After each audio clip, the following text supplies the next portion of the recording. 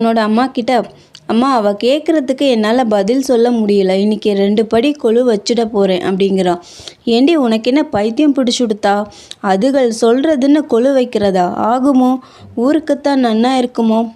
ஊருக்கு தெரிய வேணாம், குழந்தைகள் ஆற்றுலையே பார்த்து கொண்டு இருக்கட்டும். வாயை மூடிண்டு இருக்குமோ இல்லையோ உன் குழந்தைகள், அடுத்த ஆற்றுல போய் எங்கள் ஆற்றுல கொலு வச்சிருக்குன்னு சொல்லும். கை தட்டி சிரிப்பா. நம்ம காட்டிலும் அவளுக்கு ரொம்ப துக்கமாக்கும்.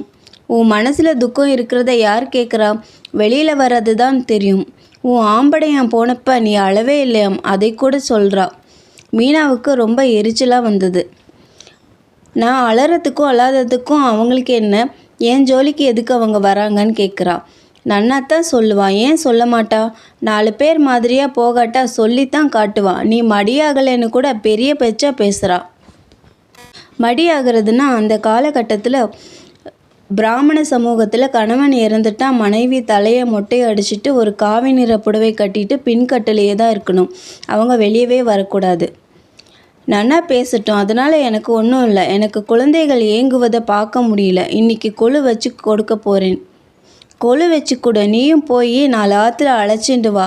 உன் அடங்காப்பிடாரித்தனத்துக்கு ஏத்தா போலத்தான் அப்படின்னு ஆரம்பித்தா கிளவி.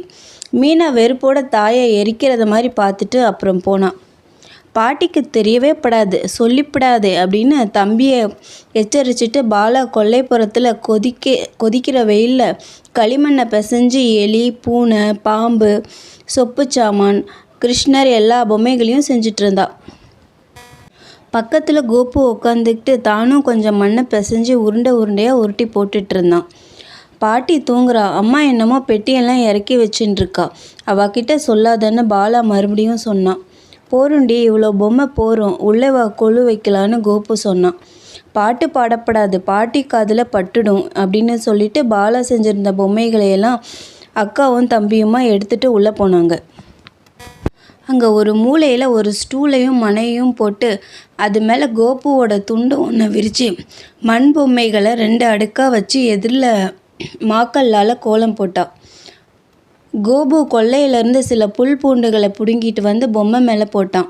பாலா சின்ன தட்டு ஒன்று ஓசைப்படாமல் எடுத்துகிட்டு வந்து அதில் சிவப்பு மையை கொட்டி அதில் தண்ணி விட்டு கலக்குனான்.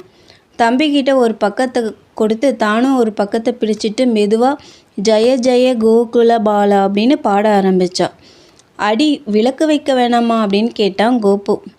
இதோ 2 பக்கத்துலேயும் வச்சுருக்கேன் பாரு, 2 குத்து விளக்கு அப்படின்னு காமிச்சா பாலா. ஈர்க்குச்சியில் 2 பக்கத்துலேயும் 2 உருண்டைகளை தட்டையாக தட்டி சொருகி 2 பக்கங்களையும் வச்சுருந்தா. அடி பாலா,